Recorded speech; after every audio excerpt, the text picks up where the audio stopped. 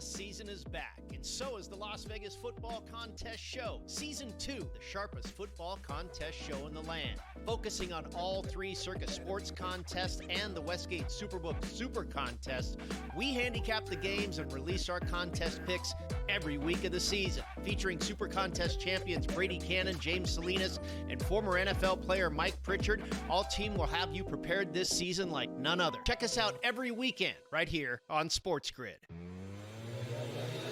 They know the minutia of game time decisions, when to call timeouts, when the kick, go for two, and all that other stuff better than the head coaches, because the head coaches aren't watching 30, 35 games like sports fans are between college football and the NFL. All the head coaches are doing are watching game films. They may be watching 30 game films, but they're not watching game management. So the fan does know. In-game live, only on SportsGrid. To put up a shut-up time for some of these teams that have scheduled nothing but cupcakes, Donnie, to start the season without truly being tested. Are you, right, Miami, they've played ranked teams over and over and over and just beat Florida as well. So, some of these teams like Penn State, what are we going to get from them? The early line, only on SportsGrid. It's the most beautiful time of the year. No, not because of foliage or pumpkin spice lattes. It's because of football. SportsGrid has you covered all season long, covering every snap, every score, and every line move. Prepare, watch, win. Weekends are for winners. Only on SportsGrid.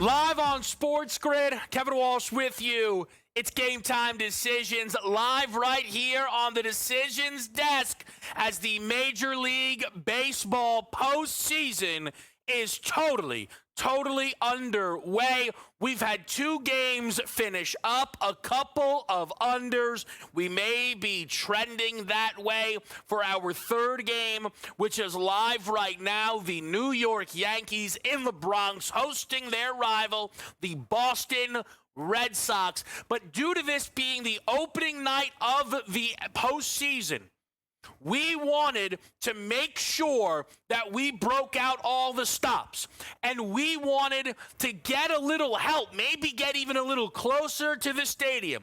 So with us tonight, focusing in on a number of different topics, but a clean eye on the postseason action, we go to our New York studios where Tom Vecchio joins us tonight, who I believe, Tom, could even give us an update now on Yankees Red Sox.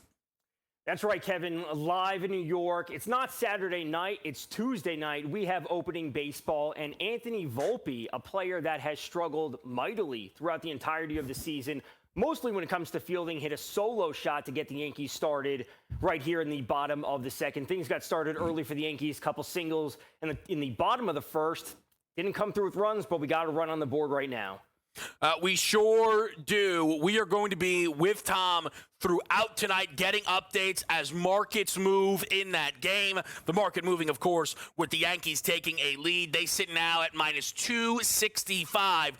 Total 6.5. We're going to go back to Tom in just a little bit, get his thoughts on Tariq Skubal's masterful performance to give Detroit the open game of that series against the Guardians, what he saw from Padres Cubs as Chicago wins that first game 3-1, and what Tom is expecting tonight from the LA Dodgers and the Cincinnati Reds. Blake Snell against Hunter Green. We know that it occasionally can feel impossible to score in the postseason, but when you get 4 game ones, you're getting aces upon aces upon aces, and you can see how difficult it will be to plate runners today. We've seen big strikeout performances. How do we get involved with these games? Again, Dodgers, Reds to come, Yankees, Red Sox live. We will go through all of that here tonight on Game Time Decisions.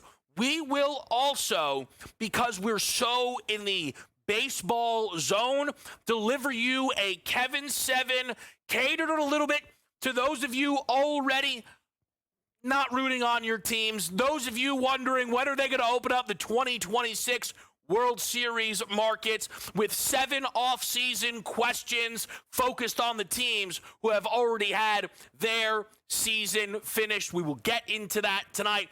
There is also a ton of major NFL news shaping the market.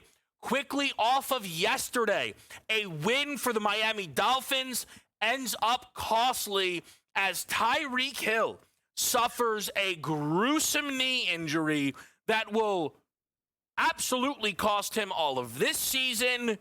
The questions are, could it cost him his career? The early word from Tyreek's camp is no. He's aiming to be back at the start of next season. That is great. We want optimism around this situation for Tyreek Hill. You don't want to see a player's career cut short, but for the Miami Dolphins, it makes life very, very difficult because Tyreek was really the engine for them in the opening half of that football game. Through the air, over 50 first half receiving yards, was on track for a possible 100 receiving yard game, which would have been his second in 4 games on the year. A 1-3 Dolphins team now turns their attention to playing the Carolina Panthers, where typically we go, oh yeah, that's going to be Miami big.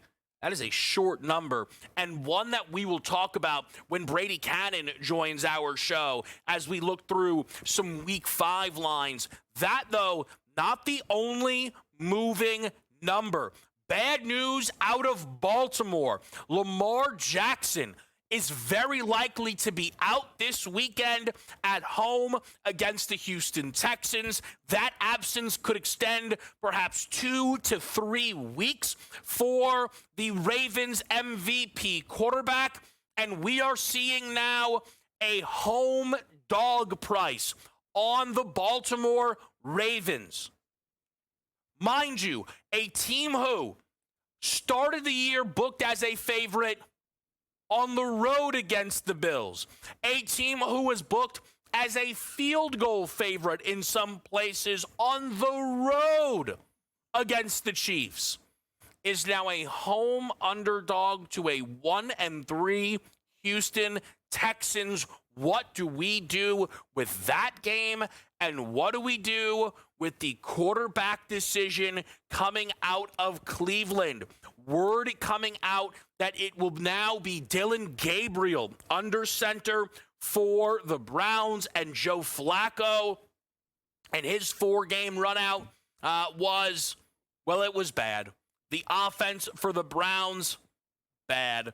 They topped out at 17 points scored.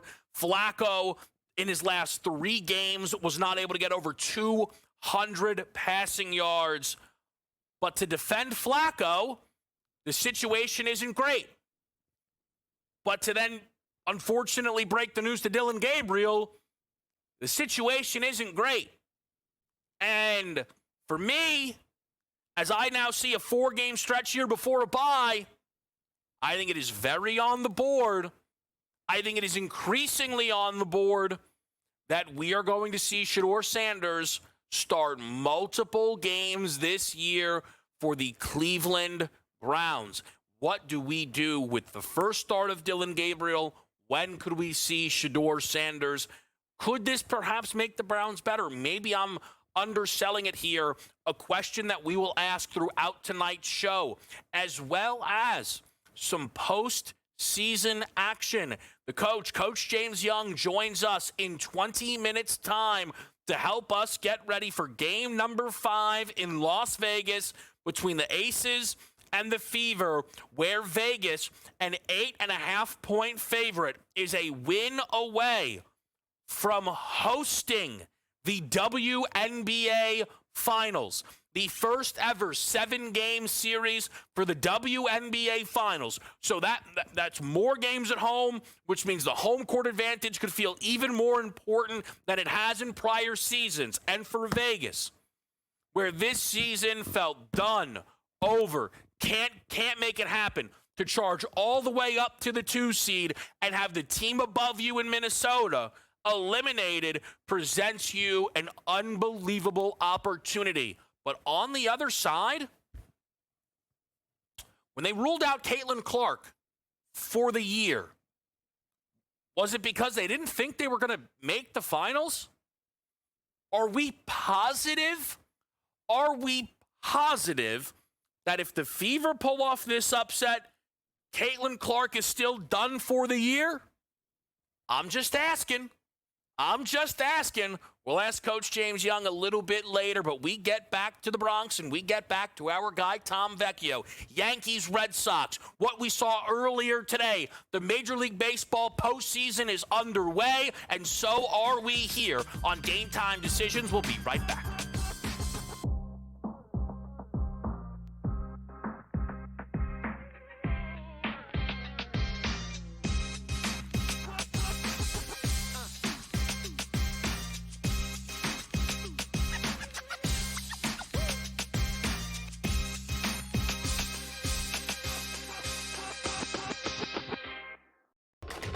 Enter into the magical world of McLuck.com, where even the smallest of spins can win real cash prizes.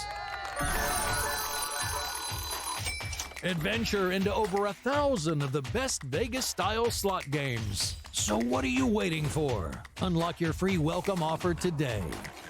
Join the fun where winners play and players win.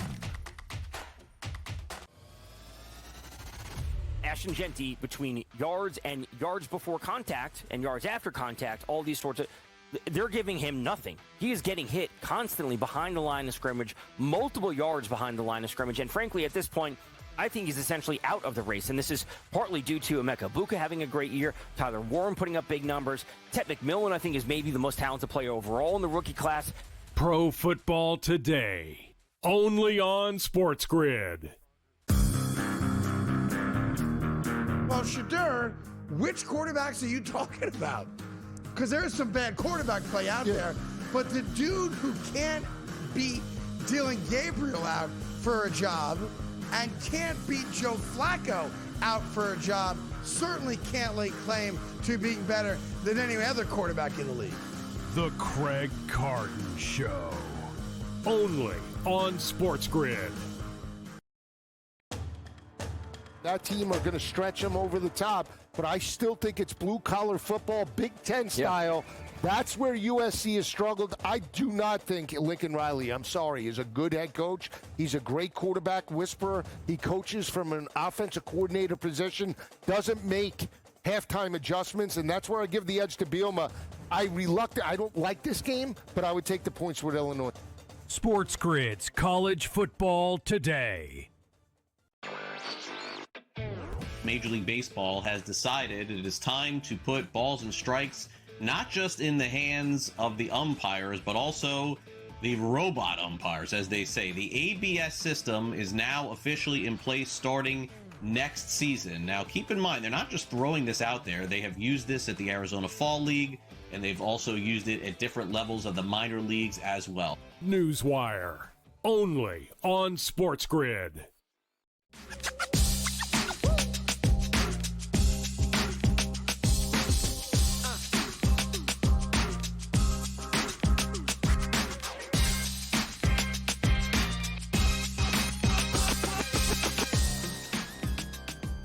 Game Time Decisions is live on SportsGrid on a Tuesday night, and so are the baseball playoffs, and so is Tom Vecchio, live from our New York studios. Tom Vecchio joining us. Tom Vecchio, one half of Pro Baseball Today throughout the summer. He and Donnie Rightside had you guys covered, and we wanted to have Tom with us here as the baseball season gets underway. Tom, I just want to throw to you, Take our viewers through what you've now seen through two and a third inning here or 2.5 innings, I should say, of Yankees-Red Sox with the Yanks up 1-0?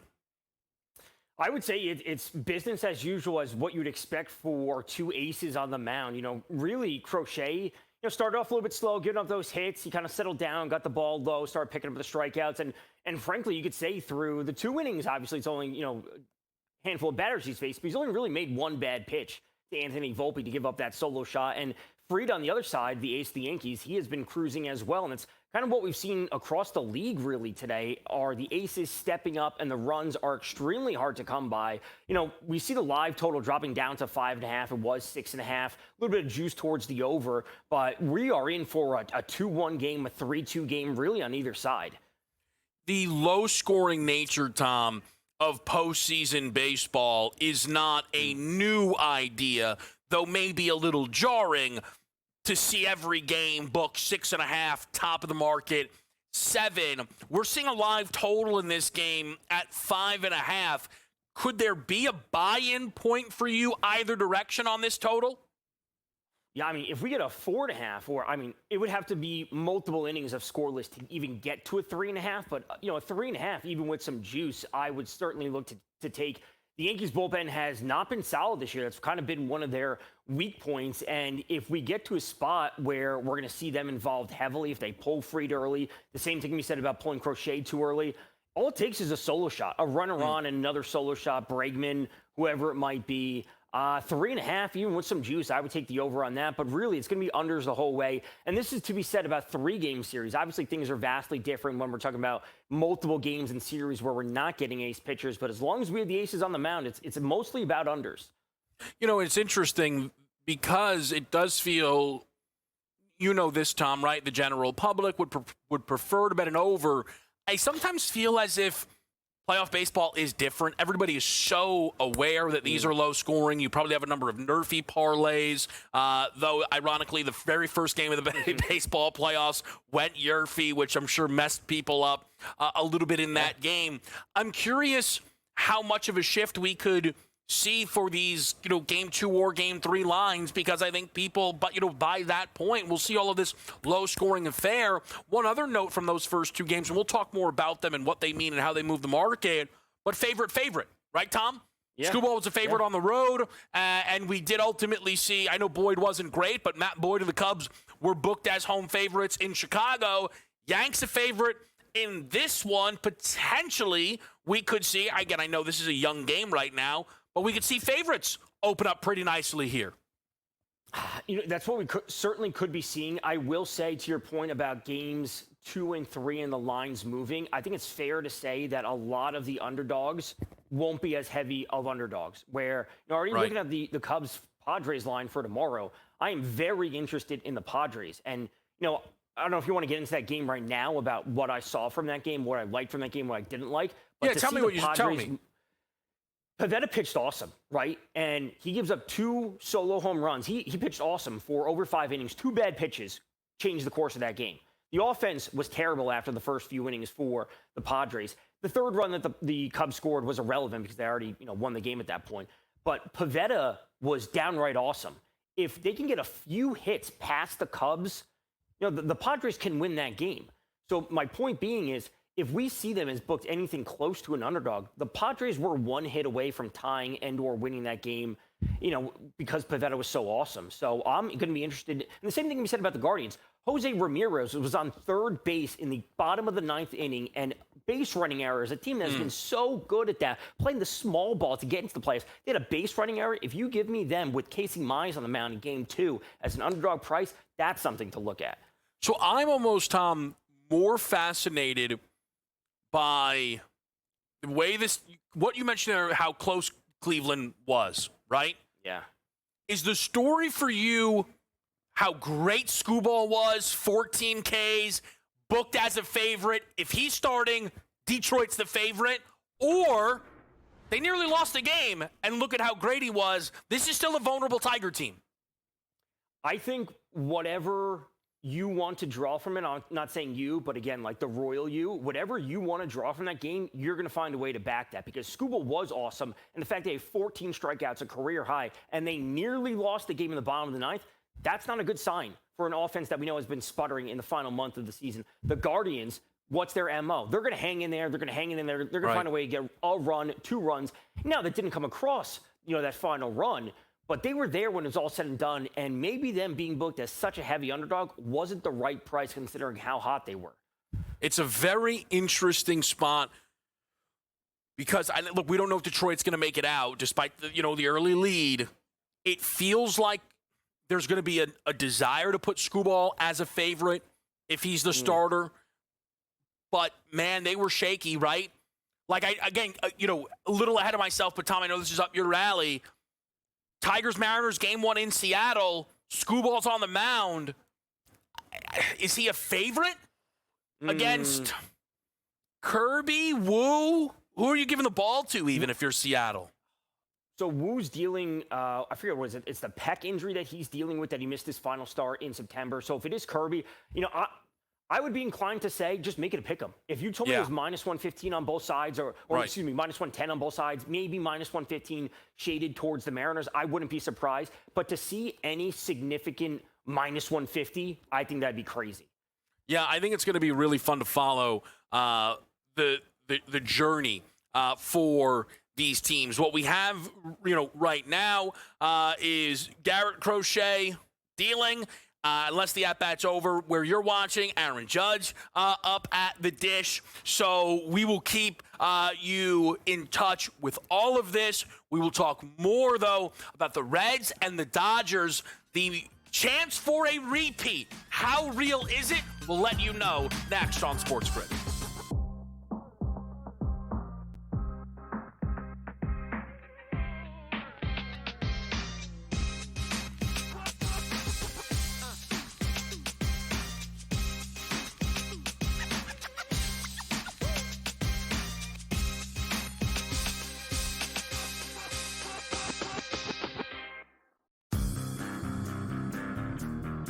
Shadur, which quarterbacks are you talking about?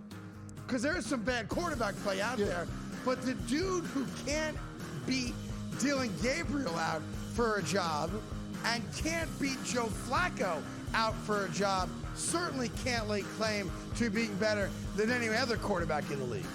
The Craig Carton Show, only on SportsGrid. That's a lot for a closer. 10. That's you're not a closer anymore if you blow 10 games. I mean, my goodness. That's he's mentally broken too. Like, it's to the point where Dodger fans aren't even mad at him; they're more mad at the Dodgers for putting him out there. Putting him in. Right? It's more so. Right. Yeah, it's like, guys, he's done. In-game live, only on SportsGrid.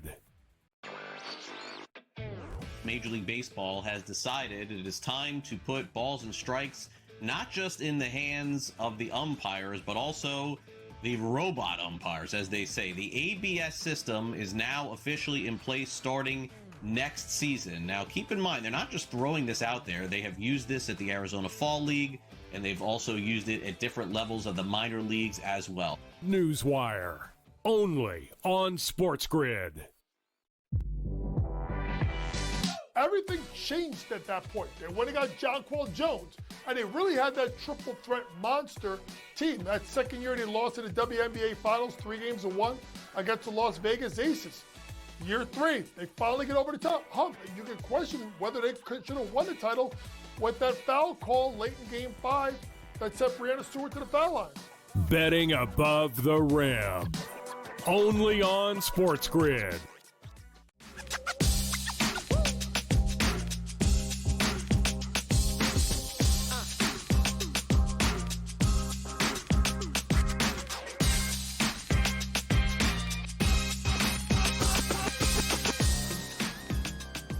Live on SportsGrid, Kevin Walsh with you, joined by our guy Tom Vecchio here for the opening night of the baseball postseason. And tonight, the champs are in action. And I want to really focus in on this LA Dodger team. Tom Vecchio joins us from our New York studios. And Tom, for the Dodgers, as the dust settles on the regular season, it was objectively disappointing. They had a win total well over 100. They didn't get close. They finished well back of the Brewers for the top spot in the NL. They don't even have a bye, which I think would have been a pretty considerable upset to bet this team to not have a bye. And they were in a race to win the top, to win that NL West that they did ultimately win. This has all led to numbers on the Dodgers it felt like we would never see. And a Dodgers team that, as you and I are talking, in one spot, 6-1 to win the World Series, over 3-1 to win the National League. And those are things that I almost just want to assume, okay, I got to make a bet here. I got to make a bet on the LA Dodgers because we don't see that when you get the favorite, right? And it's not that there's a huge injury that's dropped this Dodger number. When you get a team who's been booked as a favorite like that all year long, it becomes super tempting. For the Dodgers, why this number drops? A lot of it is to do with the path. The reality is they have to eliminate the Cincinnati Reds. And then they would, if they are able to do that, have to go to Philadelphia, where it looks like they'll be dogs in the series. The Phillies have earned that, plus having home field. And even if the Dodgers get through that and they play the Brewers, that's another series as a dog. And again, to put the Dodgers record in perspective, there are multiple American League teams who would have home field advantage over the LA Dodgers in a potential World Series. So this setup, again, has created Dodger numbers that we didn't think we would see. But it isn't just the setup. They ended up here because the Dodgers never really looked like the best team in baseball other than the first 8 games of the season. The 8-0 Dodgers looked like they would never lose a game. If you remember, they started overseas. They beat Chicago. It was sweeps of Detroit and Atlanta to start the year. And I guess, somewhat ironically but appropriately, that was ended by the Phillies, who took that series off them and reshaped how we saw these LA Dodgers. So, Tom, when you see these new Dodger numbers, again, better than 3-1 to win the NL, around 6-1 to win a World Series, are you tempted by them? The 6-1 number has to be interesting. And this is something that we spoke about August, early September, somewhere around there, where I think you said it was hanging at 4-1, 4.5, or you said this is the first time. Maybe it was popped up. 4-1 is still a little bit thin, but now that it's 6, and we know what their first-round matchup is, I think we'd all agree that they are better than the Reds top to bottom, especially if they get through Game 1 and they can get past Hunter Green tonight. 6-1 is looking pretty good. Now, it's not to say that the road that they have is easy in any capacity, but this is one of the longest numbers we've ever had on the Dodgers at this point in the year, starting the postseason, over how many past years, Kev, right? Like they're 2.5, 3-1 last year, where it might be. And as soon as they win a series, we're getting them at plus 150. Like, that's crazy. So the fact that they are 6-1 right now, that is at least intriguing. Yeah, I can agree with. As someone who, Tom, all of a sudden I end up with the Reds in the playoffs, right? That World Series number. I could have kind of played the Dodgers, and it's like, all right, we're going with whoever makes it out. The question is, how much of a chance do you give Cincinnati in this series against LA? If they don't get it done tonight, I don't think it'll happen at all. Like Hunter Green, that's your guy. He has to be on the mound. And the fact that we saw a report earlier today that Zach Littell would be starting Game 2 instead of Andrew Abbott, that's a mistake in my opinion. So they have to win with their ace on the mound. That's the only way underdogs upset things. Or you have a disaster from Snell and then Yamamoto, and then it'll be Ohtani in Game 3 if necessary. You got to get it done tonight if the Reds want a chance. All right, we'll break that game down throughout our show tonight with the help of Tom Vecchio, but we keep it postseason style, just shifting sports. We go to the WNBA with the help of Coach James Young. What do we do with Game 5 in Sin City? Aces, Fever. That's next on SportsGrid.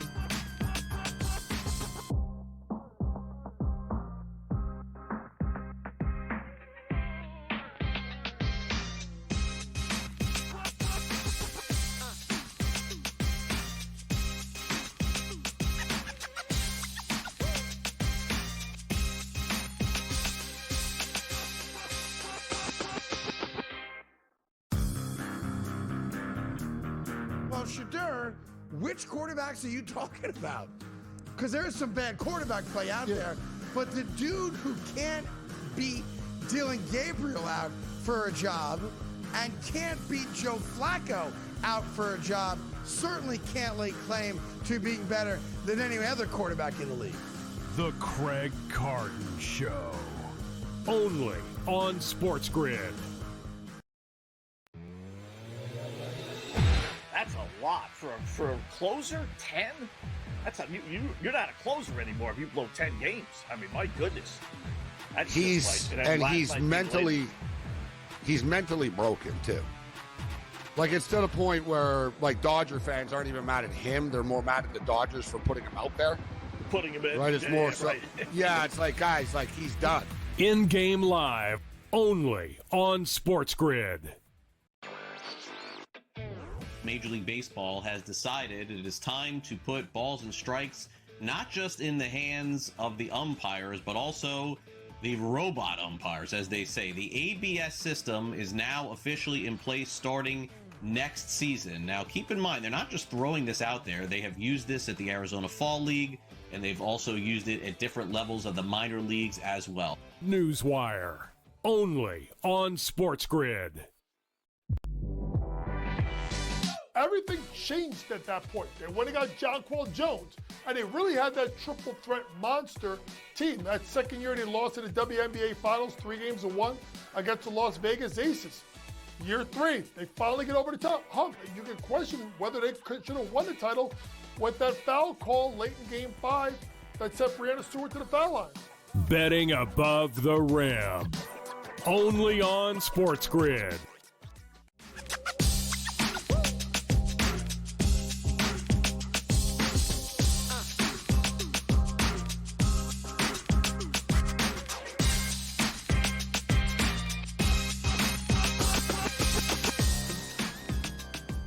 Game time decisions on SportsGrid. We are live with you on the opening night of the Major League Baseball postseason. I know I'm saying opening night. I know it's start of the day. Take it easy, all right? Here's what I know. There's stuff happening. We'll update it. We will update it. But it is not the only postseason action you have tonight. And we were not breaking down a Game 5 with a trip to the finals on the line without the help of Coach James Young, host of the Betting Above the Rim podcast right here on SportsGrid. JY, Game 5, Aces Fever. I can't wait. Oh, I can't wait either. Let's just make sure there's no other time bombs that are going to be dropped on social media by WNBA players before that. But Game 5, Kevin, and when you think about Game 5, you got to look at the superstars, right? And I'm looking at one. And that's it. And that's Asia Wilson. You're not asking me. I'm telling you. Asia Wilson over 35.5 points, rebounds, and assists. Last 4 closeout games, 40, 43, 34, 40. She will be an absolute terror tonight. And if you don't want to go big with it, right, I know it's laying a lot of juice. Minus 180. Maybe you can find better in some other books. Asia Wilson's going to double-double. It's going to be slow down basketball. It's going to be half court. She's going to attack the boards. If you want to not take a big chance, go double-double at minus 180 or better, or over 35.5 points, rebounds for the best player in the world. I have a best bet in this game that we will give out in a moment. But, JY, I want to start where you started with Aja Wilson. Best player in the world with the push, the MVP. She's completely taken back that title if perhaps Nafisha Collier had it for just a little bit. But what you're saying is what the Fever are trying to figure out. How in the world do we slow her down? Is that the idea tonight? I don't know. Maybe they go a little Dan Hurley. Edie gets 35. Nobody else on the team can score. UConn, Purdue, national championship game. What are the Fever doing? Look, cover the number that matters to the gamblers to pull off this near 3-1 upset here and go to the finals. It's interesting, Kevin, what you're saying is because what you're as a coach, when you go into this and you're Stephanie White, you got to do one or two things, right? It's either let the superstar score, the Dan Hurley saga, and surround everyone else, or you say, I can't let her beat us. So, Kevin, I don't think it matters. Right. I don't think it matters. I think she's that good. And I think Aaliyah Boston will get into foul trouble, and Natasha Howard's too old for her. So as long as they find a way. Now, it may be something where you may have to have Jackie Young, Chelsea Gray knock a couple of shots on the perimeter, loosen up the defense. But if anything, even if she's not getting the ball in space, I expect her to be an absolute demon on the boards tonight. A demon on the boards tonight. What stands out to me, JY, in this series, when we've seen the Fever end up in the win column, 89 points and 90 points, right? Even the upset in Atlanta was 87. Not happening tonight. How are you carrying that into the total? Do you lean under team total? What do you think? I would go team total under for the Indiana Fever. But if you want to ask me for a prop, I think it's Kelsey Mitchell under 21.5 points. I think this is going to be a half-court game. And if I am Becky Hammond, I'm definitely saying she ain't beating me tonight. And let everybody else beat me. I'm not letting her beat me tonight. So under 21.5 points, under 6 of the last 10 games, 2 out of the 4 games during the series. But Kevin, 21.5, under in 10 out of her last 16 meetings versus the Aces. Now, I know people are going to say, well, there's Caitlin Clark. There's also before Caitlin Clark when she was the number 1 option as well. I'm going under 21.5 points for Kelsey Mitchell. And you know me, Kevin, I don't do unders a lot. That tells you what I think how the game's going to be played. I also want to bring up the other option, which would be Aaliyah Boston. JY, I feel like you and I have talked so much about Aaliyah through her time in the W. And as somebody who is rooting on Vegas, via the tickets, right? I kind of have a bit of a smile to see her have the game that she had in Game 4. 24-14-5, couple of steals, couple of blocks. That all WNBA potential is there. That was the first time over 15 points in the postseason. And that's what I think is going to be very difficult tonight for the Fever, is getting just the overall offensive effort. Now, the number I mentioned, my best bet. And I think it'll be in line with what you said, Coach. I'm on Aja's rebounds at 10.5. She's not had 11 rebounds. She's not actually had 10 rebounds in 3 straight games. And if you look all season, hasn't happened in 4 straight. And you're talking about bouncing back with 14, 16. And this is I'm playing all 40 type of game unless it's a blowout. So that's the number that I am banking on. And if Aja delivers that and Aja delivers what Coach is saying, then we're going to be breaking down a series between the Aces and the Mercury. JY, one wrinkle, though, that is brand new for when we do get the finals is it's a 7-game series.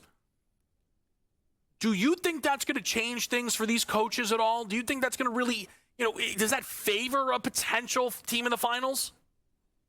I don't think it does. You got veteran players on both sides. I think what makes Phoenix unique is I think they could have, honestly, more diverse scoring power, right? Whether it's Satu, whether it's Kalia Copper, whether it's Alyssa Thomas, whether it's Dewana Bonner coming off the bench, whether it's Simi Wickham. You notice, I noticed, Kevin, people thought I was crazy. I was on Phoenix from the jump. I'm like, this team's going to be scary good. And they got experience. And listen, Kalia Copper's won a WNBA championship. Sami Wickham's won a WNBA championship. Alyssa Thomas has won. These are not girls going into a situation that's going to be foreign. I think it's going to be a really, really good series if it's Phoenix versus Vegas, which I think it will be. And I think it will be as well. But if we're wrong, JY, I teased this question before. When they ruled out Caitlin Clark for the year, did a piece of them think, we're obviously not going to be playing in the finals? And is there a world, JY, that in a 7-game series, if the Fever are in the finals, Caitlin Clark could come back? Or is that just not an option? I'll tell you right now, the commissioner, Although they don't really need, Caitlin Clark needs them more than they need her. They really want her there. I'm going to say this, Kevin.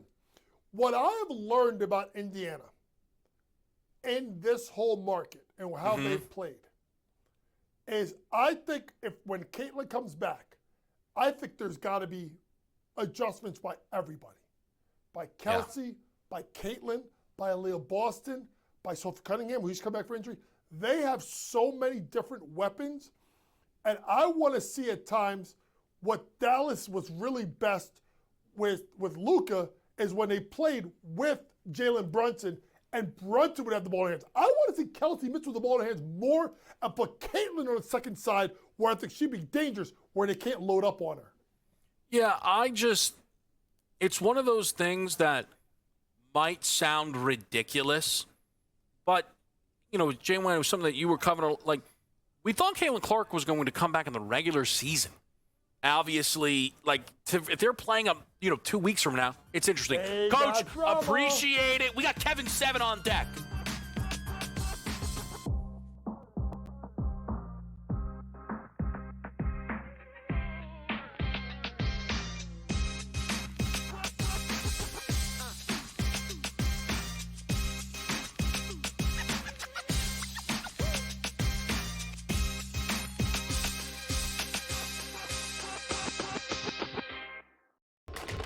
Enter into the magical world of McLuck.com, where even the smallest of spins can win real cash prizes.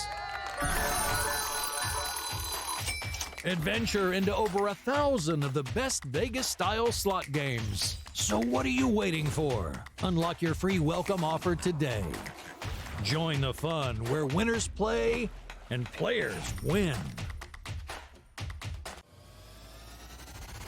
Ashton Genty, between yards and yards before contact and yards after contact, all these sorts of, they're giving him nothing. He is getting hit constantly behind the line of scrimmage, multiple yards behind the line of scrimmage, and frankly, at this point, I think he's essentially out of the race, and this is partly due to Emeka Buka having a great year, Tyler Warren putting up big numbers, Tet McMillan, I think, is maybe the most talented player overall in the rookie class.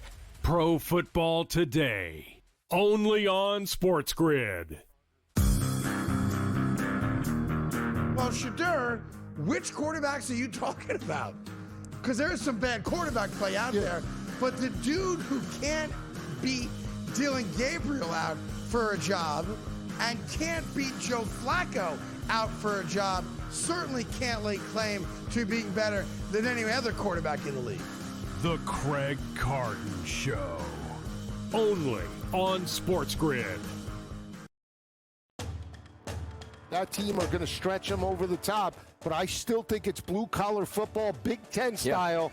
That's where USC has struggled. I do not think Lincoln Riley, I'm sorry, is a good head coach. He's a great quarterback whisperer. He coaches from an offensive coordinator position, doesn't make halftime adjustments, and that's where I give the edge to Bielema.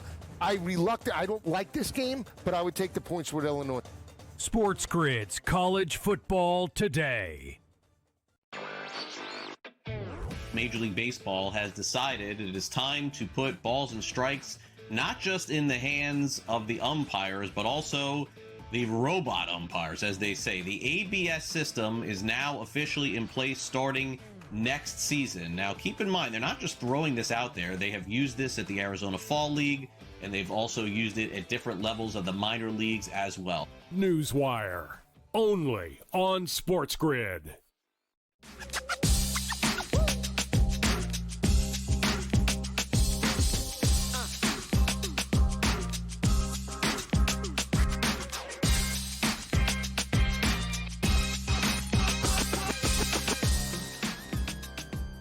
Game Time Decisions live with you on a Tuesday night. The Yankees and the Red Sox live as well. Let's go to our New York studios where we have Tom Vecchio live and get an update as we've got now through 4 full innings of this game. What Tom is seeing, could there be any potential live value in this game? Before we get to Kevin 7, Tom, anything standing out right now in Yankees Red Sox? With aces on the mound, it seems kind of business as usual. Maybe a little struggle here or there, but Fried finds his way out of trouble. Crochet seems to be settled in after, a couple hits in the first inning, the home run, whatever it might be. He's up to 5 strikeouts. I will say, Alex Bregman right now to record a hit, I should say a second hit. He already has one, but to record a second hit is at plus 120. Now, that's a pretty good number for a player that was pretty solid for the majority of the season. Yeah. He has postseason success, or if you want to buy into, historical numbers. But at plus 120, I think it's fair to go to at that point. All right, so something we can keep our eye on then potentially with Alex Bregman, who may be relevant to Kevin Seven today. Baseball, it's in the air. You can feel it. And we're following these games live, but there's only 2 teams going right now. There's only a handful of teams in the postseason, and those baseball fans just probably not fully given up on the year. They're still watching. They're still following. They're thinking about how will that be us next season. So that brings us to Kevin Seven. 7 questions for the offseason, largely focused around teams who have been eliminated. And the first one, I think, is arguably the most important. Who is the best manager candidate in baseball? Because a number of teams made the decision to move on for managers that I think a lot of people like. When Bruce Bochy out, we see Rocco Baldelli out. And these are decent jobs when you think about Texas or Minnesota, typically able to actually win and be in the mix. Could there be more jobs? I mean, look, let's be real. If the Yankees don't make it out of this right here, could they end up a part of that conversation? You might say no, not at all, but it's just a regular dance we seem to do with Aaron Boone. So I think that it's one of these big questions. And I think what's really fascinating is it's on the board that those 2 names that I mentioned in Bochy or even Baldelli could be sought after, right? We know just in sports, we at times see retread coaches, and maybe that is what we will see with the managers in Major League Baseball. Question number 2, where will Pete Alonso land? Pete opted out, I think, before the final pitch was thrown in that game between the Mets and the Marlins, and I really don't blame him. Pete Alonso, I think, has been worthy of a captain's badge for his time throughout playing for the New York Mets. He ended up having to sign a 1-year prove-it deal. Well, 126 RBI later, and the Mets' record for franchise home runs, and we don't even know if he's going to be back, and that shouldn't be the case. Now, I'm sure the Mets would like to have him back, and I am sure that to some degree he would like to be back, but there's going to be other suitors out there. And it kind of leads into our next question. I think these are tied together. Steve Cohen's been very forward that this is unacceptable and we will be better, because the Mets really did have this slow, painful collapse. So bringing back Pete isn't enough. They are not going to be able to say, what'd you do this offseason? We brought back Pete Alonso. You told us last year wasn't good enough. Who will be the Mets' main target? Will it be Alex Bregman? Is Kyle Tucker going to hit the market?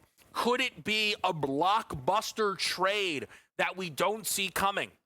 And again, for the Mets, who have a very big payroll with big-time superstars like Juan Soto, right, and like Francisco Lindor, they have now been outward that they agree with the fans they need more. So who will those main targets be? We know they're going to be a big player. And next year, it may not be easier in the NL East. Nats feel like they could be trending with the young guys. Marlins feel like they could be trending with the young guys. Phillies are World Series favorites, but maybe the big question, are the Braves still contenders? Because that's an off-season question for me. When we get next year's World Series odds, what do the books do? A routinely respected group in Atlanta has now not looked like the old Atlanta for some time. Acuna Jr. finished off hot. Maybe a full season, he'll be back to himself. Maybe Strider eventually will be back to himself. I don't know if I'm buying it. Is that team a real contender? Will the Pirates be contenders?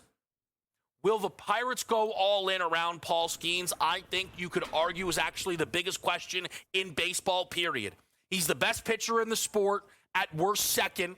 He's going to get his first Cy Young. He'll be booked as a favorite to win another next year. They have a great farm system underneath. It's not like they're paying too much money, in other spots. This team has to go for it. And people are going to want to back this team. What do they do with those Pirates number? Will the Pirates go all in? Speaking of legends who didn't have enough around him or just didn't, I don't know. Mike Trout, will he ask for a trade? And maybe I'm a bit of a Neanderthal for asking this, and people are going to say, listen, he's never leaving. I refuse to accept that we're just not going to get Mike Trout postseason baseball ever again. Because clearly when healthy, he can still do it. But he's also rarely healthy and still kind of expensive. It's complicated. But he probably would love to play for the Phillies one day before it's all said and done. Get close to those Eagles games. I mean, why wouldn't you want to go to an Eagles game? I'm sure Mike Trout will probably be at Eagles-Broncos this weekend. Lastly, who is your offseason sleeper team? And you can take that a number of directions. I'm talking about teams going to sneak on in there, spend big, and all of a sudden, whoa, look at them. A sleeper team in that they're already trending in the right direction. Pieces are here now, in-house, and you're looking to buy low. Who is the off-season sleeper team? Something to ask yourself as you go through this Major League Baseball season. We'll run these by our guy Tom Vecchio with an update around Yankees-Red Sox after the break right here on SportsGrid.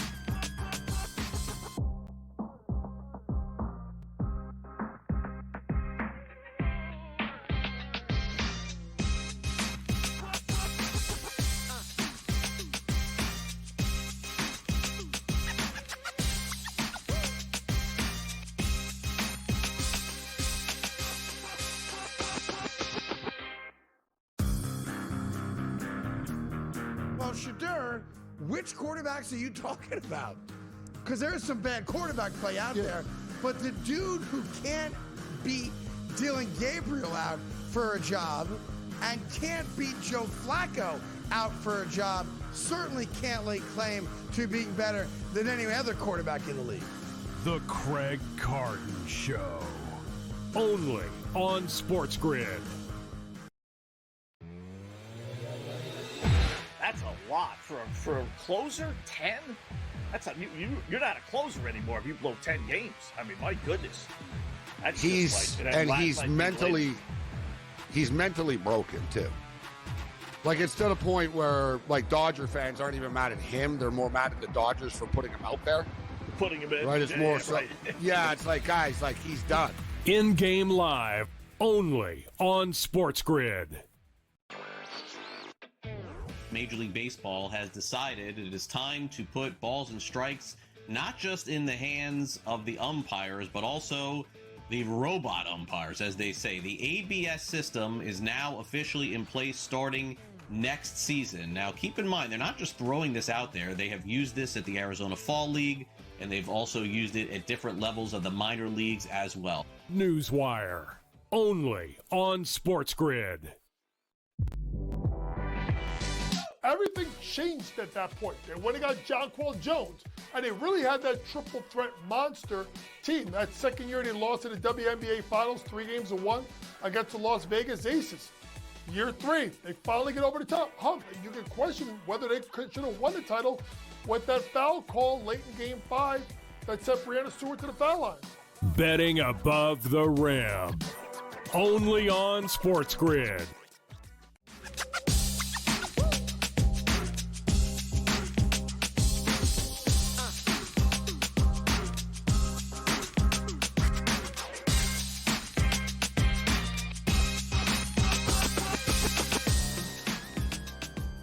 Okay, with you right here on SportsGrid, and we've got our guy Tom Vecchio live in New York with us here. Tom, I want to go to Yankees, Red Sox quickly.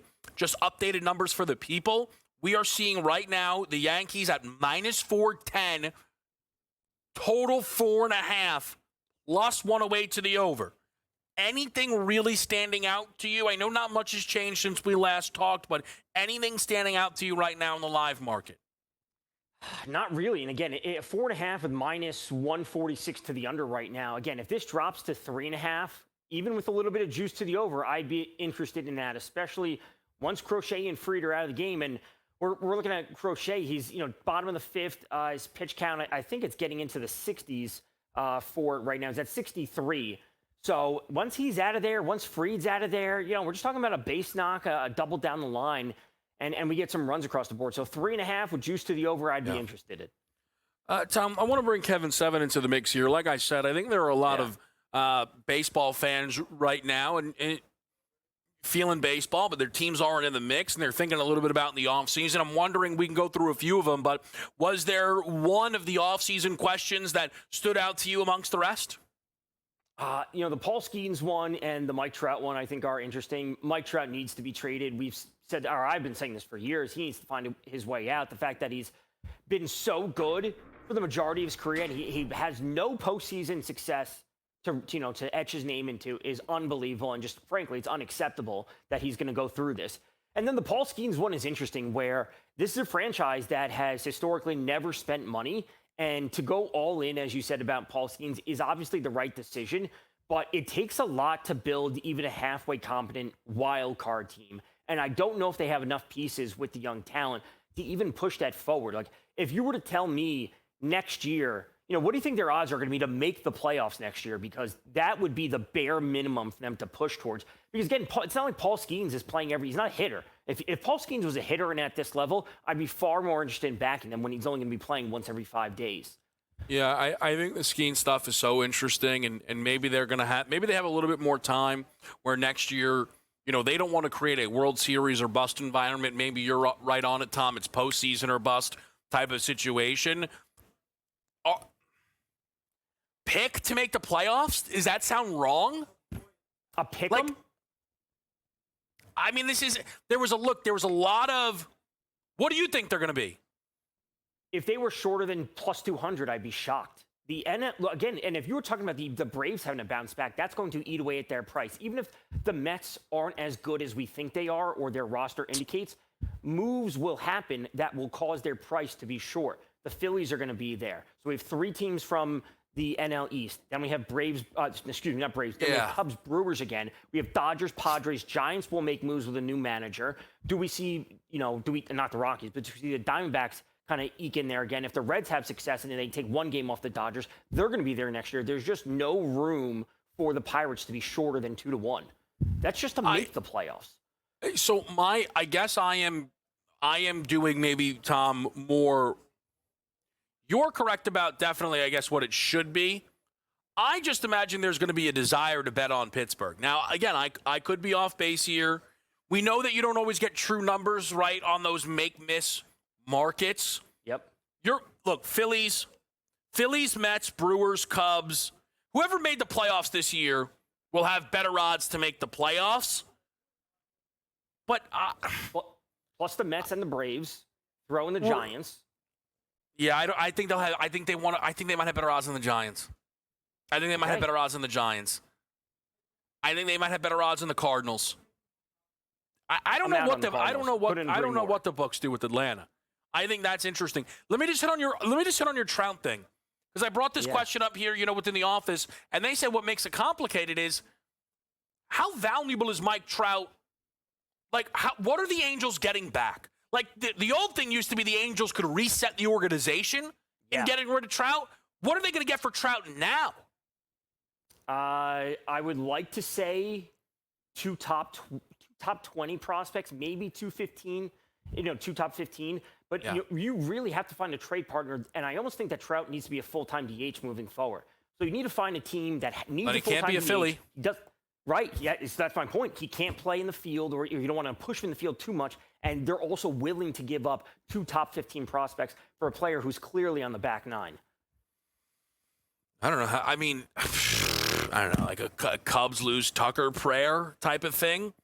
Could be. There are worse options out there. Yeah. All right, let's fully get into Reds Dodgers with Tom next. We're live with you on SportsGrid.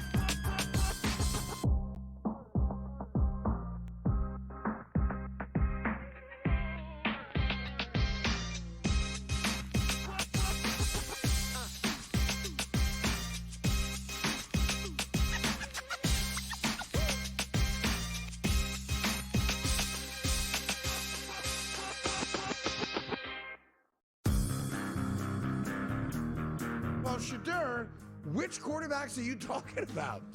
Because there's some bad quarterback play out there, but the dude who can't beat Dylan Gabriel out for a job and can't beat Joe Flacco out for a job certainly can't lay claim to being better than any other quarterback in the league.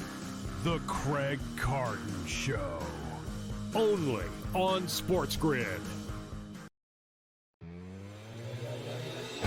That's a lot for a closer. 10. You're not a closer anymore if you blow 10 games. I mean, my goodness. That's he's mentally broken too. Like, it's to the point where, like, Dodger fans aren't even mad at him; they're more mad at the Dodgers for putting him out there. Putting him in, right? It's more so. Right.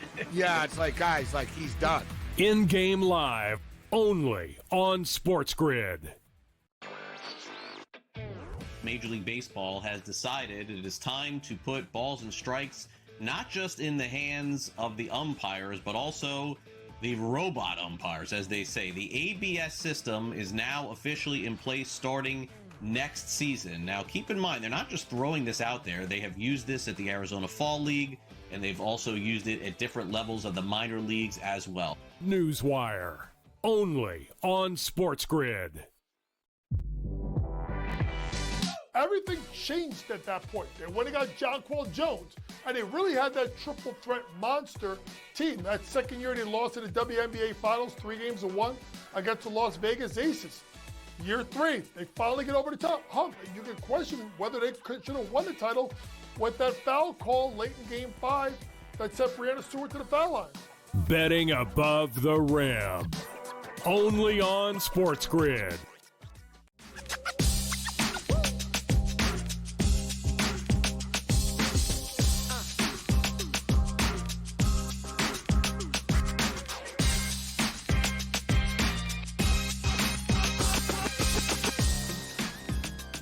Game time decisions on a Tuesday night. We've got Yankees, Red Sox live, and we have Dodgers, Reds still to come. Kevin Walsh joined by Tom Vecchio live at our New York studios. Tom, the Dodgers start their march towards a potential repeat in the way of a Cincinnati Reds team who do not really meet the description of wow, what a surge to make the playoff wildcard team. Again, the Reds were just average.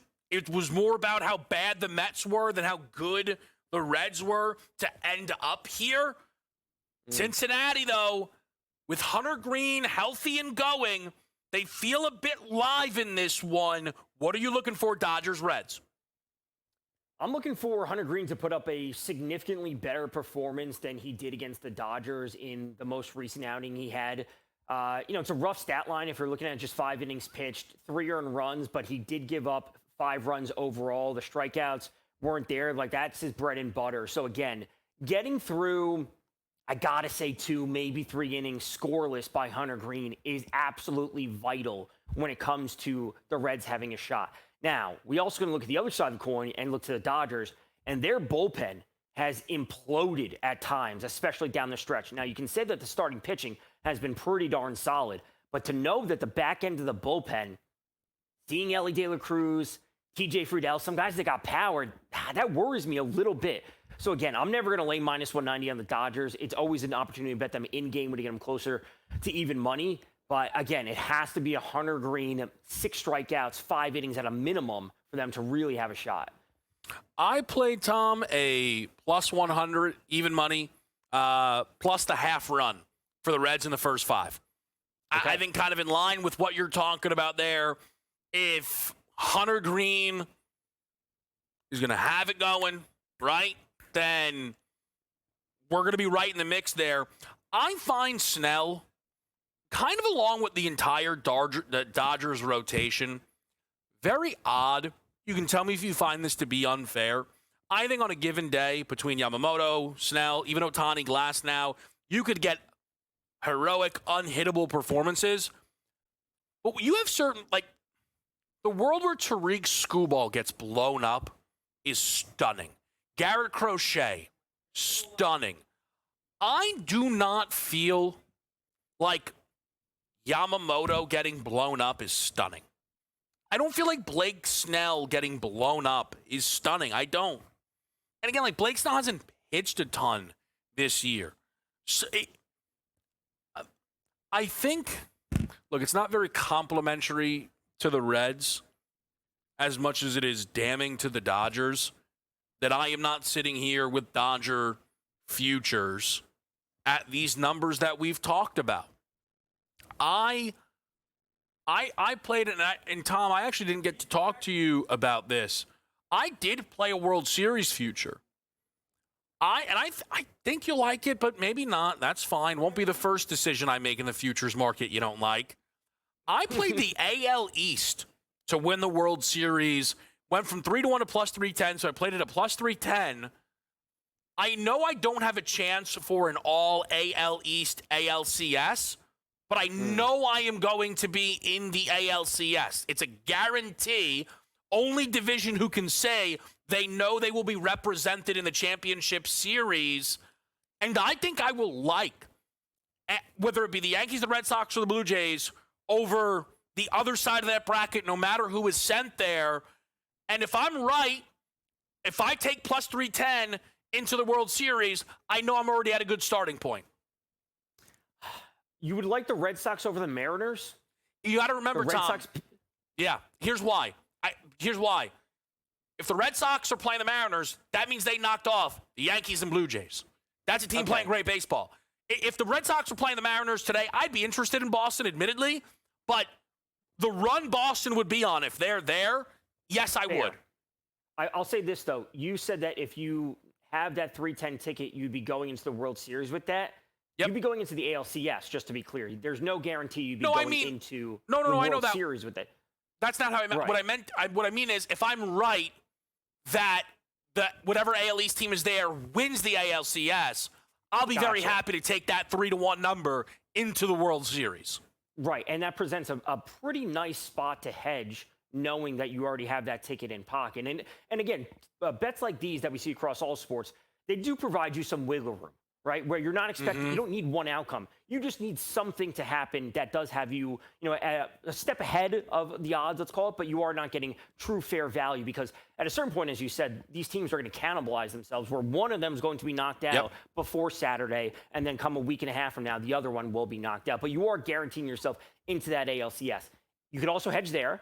You then be moving into the World Series at a decreased net profit. If you do hedge on, the Mariners versus the Blue Jays, whatever it might be, you hedge out of that. And then you are still guaranteeing your profit at some point. So I like it. And this is something that we could say across multiple different divisions. I don't know what you would say for the NL West price, if you remember that, because having either Padres or Dodgers, obviously pre-flop before today's outcome with the Padres losing, that would have been at least interesting to me.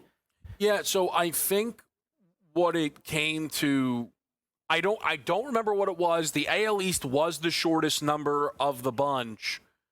Yeah. But I think part of it for me, Tom, was as I kind of went through the bracket consistently, like I struggled a lot with picking Yankees, Red Sox, and then therefore Toronto, New York, or even Toronto, Like I think all of those teams are super live versus one another, right? Because I would agree. It's funny. I almost expected you to say it, but again, I think you totally see where I'm coming from. That means most people would say, like, Kev, just bet the Yankees or just bet Toronto. Like, no, I do not feel a great read right now with these divisional teams going head to head. I find them to be really, really close, and that is what led me to play it that way. And look, I think I would have been more interested in the NL Central, I think, where Cubs are favorites, right? We know the Brewers are going to have home field no matter what. And what the NL Central has going for it, Tom, unlike the AL East, is the potential, albeit it would require an unreal Reds run, but a potential for an all-Central division. Like, that's, of course, a little tempting. But I didn't make that move. It is. You are getting it, and the fact that you have at least one of them on the other side, again, tempting. It's not guaranteed in any capacity, but it would be nice to have that ticket in pocket if you know that they would be there. I would say when it comes to the Cubs, I'm interested in them getting to the Brewers, and that series is going to be super close. The one point I would make about the Blue Jays, and you say, like, you're not super sold on them, so you're not betting on them specifically. It really comes down to the fact that they've dominated the Yankees so much this season, specifically when they're in Toronto, which is absolutely important. The only thing I would push back on is, like, the Yankees are due, and I know you love teams or a player that's due and/or in a spot for a bounce back. And baseball is a highly variable sport where they could be 0-9 against them or 1-9 when they're playing at the Blue Jays, but that's going to flip at a certain point. Here's the other selling point that I thought was interesting, and this is very Yankee-centric. I wonder if you'll disagree, but the Yankees would have home field if they met the Dodgers. I think the Yankees would be booked as favorites in the series. Yeah. I think people would book them as favorites, and books, more importantly, would book them as favorites just because, baseball, how often do teams go back-to-back? And then obviously the Yankees just being a super popular, public team.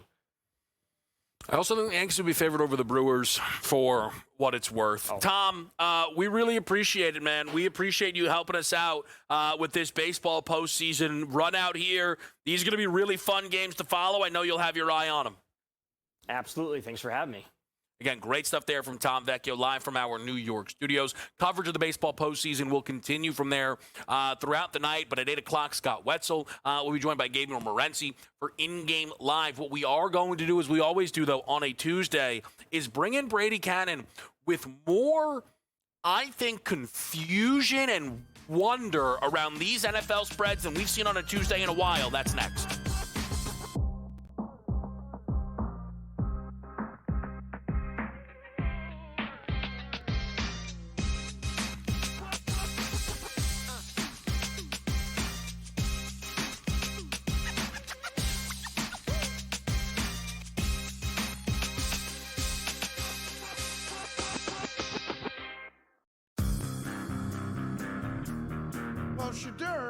Which quarterbacks are you talking about? Because there is some bad quarterback play out there, but the dude who can't beat Dylan Gabriel out for a job and can't beat Joe Flacco out for a job certainly can't lay claim to being better than any other quarterback in the league. The Craig Carton Show. Only on SportsGrid.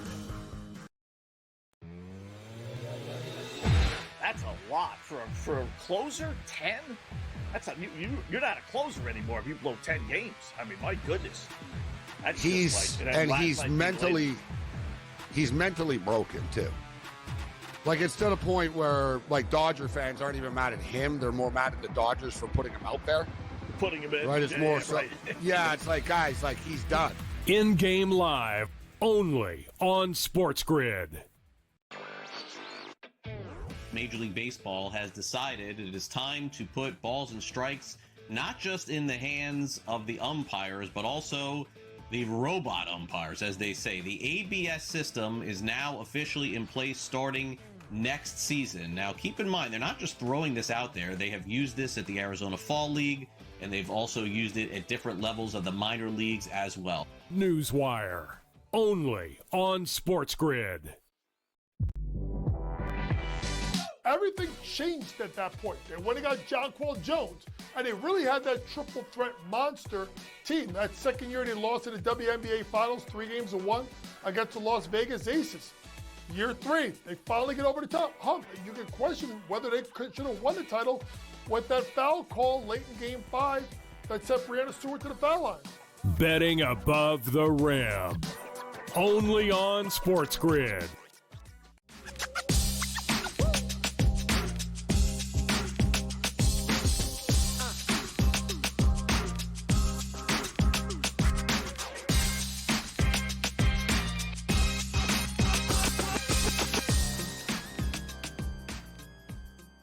Game time decisions with you right here on SportsGrid. We have our eye on the postseason baseball action, but it's a very big day of NFL news, which means we've got our guy Brady Cannon with us here. Brady, great to see you as always. We're coming off of a really fun Ryder Cup, which got really interesting on a Sunday. But we got to focus on the NFL because there is some stuff out there that's going to get really interesting really fast. And that starts with Ravens-Texans. I mean, look ahead. I think this was a tick under a touchdown. This thing is flipped now fully to Houston as a favorite. For most of yesterday, this was 3.5 Baltimore. I usually say, hey, what'd you make this game? The thing is, you, same as the books, it doesn't matter what you made it. Those numbers are all gone. What do you make of the new numbers out here with still not 100% certainty that Lamar is out for this game against the Texans? And I think we can be pretty certain, at least the sports books certainly feel that way, making Houston a road favorite over the Ravens in this game. And like you say, the look ahead was around a touchdown over the summer here at the Westgate Superbook. They released the Ravens as 7-point favorites before the season even started in this game. I went into this, and I don't like to make my lines unless we all know that an injury has been lingering, like let's say Joe Burrow. Okay, we know Joe Burrow's not coming back anytime soon, so I make my lines accordingly. With this game here, I made it as if nothing had changed, and I made the Ravens a 5.5-point favorite. I think Houston's probably a little better than what we've seen the first couple of weeks, but also they're not as good as shutting out a Tennessee Titans team. We know that Titans team is in all kinds of disarray right now, and the Ravens are a pretty good team, but they're really injured. They have and now obviously you add Lamar to that list, and I think the odds makers are not expecting him to play this week. I saw just a moment ago on social media a guy, speculating their bye week is in week 7, expecting Lamar to return in week 8. I think that sounds probably pretty reasonable, but there's a couple things going here. You have the fallen hero theory. This might be the best game we see the Ravens play, or that we have seen them play all year. They know that they are up against it. They're 1-3, and now their quarterback has fallen, and he is going to be out for, at least a few weeks or what have you. They are going to have to put together a fantastic effort. I don't think this Texans team is up to the task. Their offensive line is not very good at all. They don't have a ton of weapons on offense. Joe Mixon is not coming back maybe for the entire year. And now you're giving me 2 or 2.5 points. I immediately went to the teaser market with this one and teased the Baltimore Ravens up to plus 8.5. The other thing, when you have this situation in week 4, a 1-3 team, going against, a 1-3 team that is coming off of a loss, like the Ravens, going up against a team that is coming off of a win, that 1-3 team covers about 65% of the time. So without even knowing what the quarterback situation was, throwing that other angle on top of all this, I was like, the Ravens are a game I'm going to be looking at hard this week. The one struggle that I will have in backing Baltimore, I don't know if I will play a side here, is what you said off the top. I think the Texans are better than the 1-3 suggests, because I think they do have an argument for the best defense in football. So throwing a backup quarterback against the best defense in football can be a disaster. Ask the Cincinnati Bengals and their last 2 games. And we will get to that before we get out of here. But Cleveland is going to a backup quarterback, it seems, or just a new starter. Flacco has not crossed 200 yards now in 3 straight games, and every indication is it's going to be Dylan Gabriel here. And look, I know sometimes there's not perfect landing spots. I'm just not sure you could get a worse one than overseas against the Minnesota Vikings here. This line sits 3.5. I thought it would go the other way off of the Dylan Gabriel announcement, Brady. What do you make of Browns Vikings? I made the number 3. And, it ticked to 3.5. And I think that's probably what the odds makers feel the difference is between Joe Flacco and Dylan Gabriel. Maybe it's a full point, but I don't think there's much difference there. Gabriel, obviously, at this point is unknown. Yes, he's a rookie. Maybe there's more than that involved here, but I made the number 3 figuring it was going to be Flacco. The news comes out later today, or earlier today, rather, and I see that it goes to 3.5. We know that we know that Browns defense is very, very good. I think there's inherent advantage here for the Vikings because they've already been there. I gave Minnesota probably a 0.5 point for that as well. The fact that, they're not coming back to the States. They're staying over there. They're acclimating. I would think they show up in much better shape this week than they did last week. I'm not sure if they're going to have J.J. McCarthy either. And Carson Wentz going up against the Browns defense, that could be disastrous. And I kind of awarded some points to the Browns for that. So I think this one's tough to call. I would have to say I probably will not have a play on this game, especially not knowing what to expect out of Dylan Gabriel. But I don't know if it changes the number a whole lot from Flacco to Gabriel. Yeah, maybe I'm being hard on Gabriel.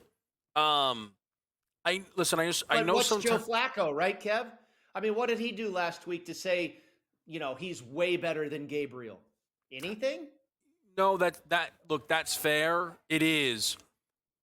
And I think Gabriel maybe in Gabriel's fourth start, Brady, should look much better than Flacco's fourth start, but I don't know if his first start. I would expect his first start is against the defense. I happen to be looking at this just the other day.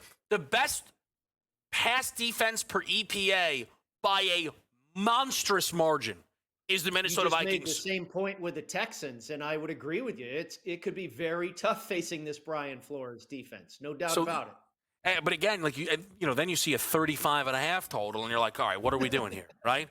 Is this Iowa? There's a factor involved in that one too. Well, that's the other thing, Brady, that, this is, I think, the second year we see this where a team stays overseas for 2 weeks. And last year, Jacksonville did that. And I believe their second game, they were pretty dominant within that football game there. So I think it makes it really interesting. What we're going to do, we're going to take a break. We're going to ask Brady to come back with us. There were maybe one or two other games I want to get some quick thoughts on. We're going to get you the WNBA best bets, thoughts on Dodgers, Reds, all of that as well before In-Game Live fully takes over here on a Tuesday night. So we're live with you. It's Game Time Decisions. Kevin Walsh will be back with Brady Cannon after this quick break on SportsGrid.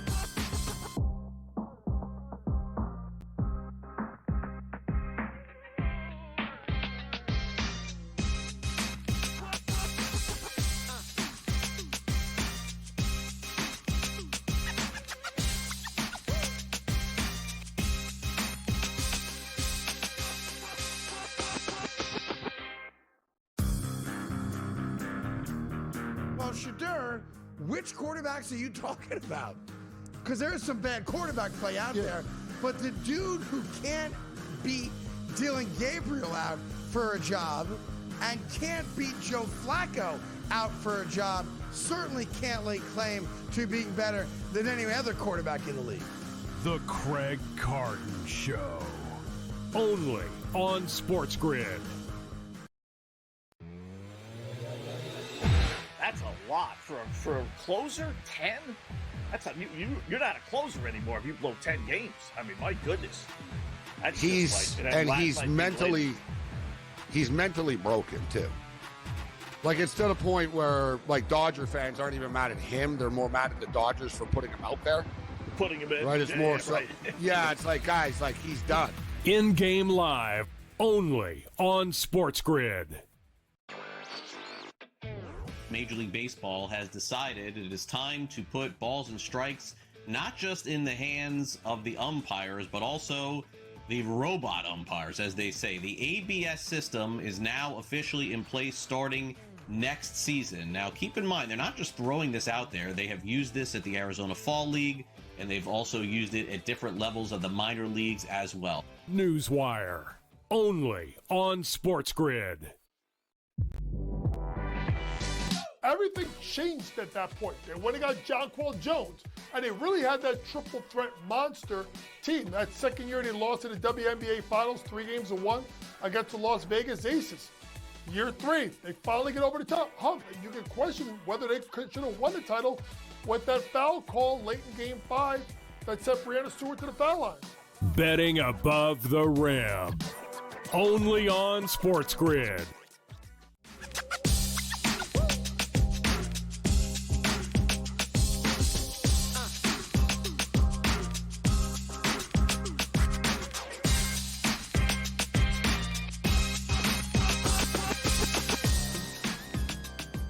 Back right here on SportsGrid, Game Time Decisions. Big update in Yankees Red Sox is Fried is done for the game. Not injured or anything, but 102 pitches. Boone figured that's enough. Could he have pitched, should he have probably gone, 2 more batters with the 8 and 9 coming up? You could say yes. Here's the reality. If the Yankees give up a run here, it's all Boone's fault. If not, then, it doesn't really seem to matter. That's where the baseball board is. We'll do the WNBA best bet in a minute, but we still have Brady with us here, who we always talk to on a weekly basis. usually multiple times a week if we can, what we're thinking with these NFL spreads. And Brady, have you ever been in a spot, probably not because you've been doing it for so long, but where you're hoping a number doesn't get to a spot where you then go, now I have to bet it? Where you're hoping that the books won't force you to back a team? Because that is where I know I am at right now with the Cincinnati Bengals.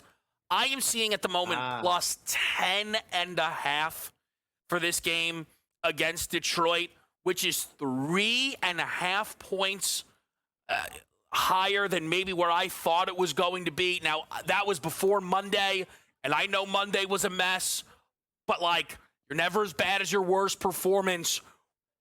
Jake Browning is so bad, they have to get rid of him. You cannot possibly keep running this guy out there. What do you think of Bengals-Lions? Is Jake Browning so bad, or is Zach Taylor that bad? I think Zach Taylor is – his record with Joe Burrow is 500, and they went to a Super Bowl. His record without Joe Burrow is awful. I want to say he's won 12 games or something like that without. That team. I saw somebody say, "Can we just give Joe Burrow the MVP now?" It's pretty obvious he's the most valuable player. It's true, right? Kevin, I got news for you. I made the number 11.5. Now over the summer with Burrow in the lineup, it was a pickup. So how much is the difference between Joe Burrow and Jake Browning or whoever they insert there next week? Is it 10, 11 points? No, I don't think so at all.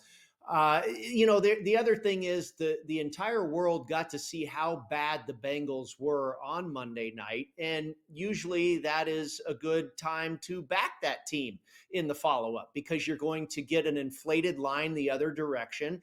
People are in love with the Detroit Lions. We know they've become a public darling. They put up a lot of points on the board. They've looked wonderful in their last three outings, really. So, I don't think it's the worst thing in the world to take that really ugly dog, get a clothespin for your nose, and hopefully it comes through. But it's probably a game I won't be betting. Not a situation where maybe I'll tease the Lions down either because it's not really a great teaser number. But yeah, the Bengals, I got to believe that coach is on the hot seat and he might have a pass because, ownership's going, well, Joe's not here. I think I've said this for a couple of years now. I don't think Zach Taylor's very good.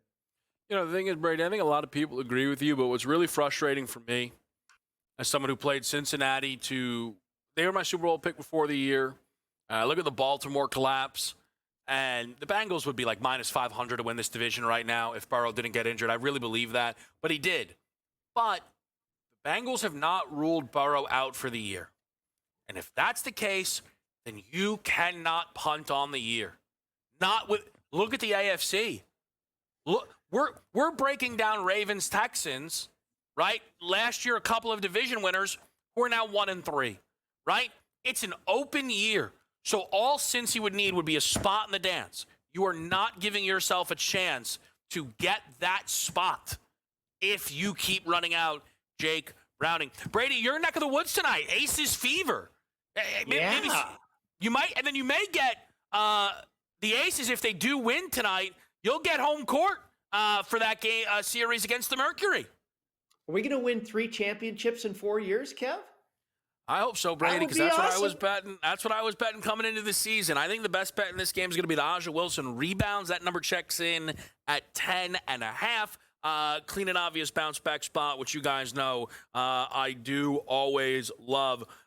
Brady, we appreciate it. We will likely check in with you later in the week. We'll see where these numbers settle. Hopefully someone out there bets Cincinnati big enough to get me away from having to bet them at 10.5. Brady, we appreciate it. Have a good night, my friend. Hey, don't be afraid of an ugly, stinky dog. It's okay. A good bet is one that makes you throw up in your mouth. Well, that's what I told myself about that Ravens Lions under that Monday, and I'm still tasting throw up. We've got In Game Live next on SportsGrid.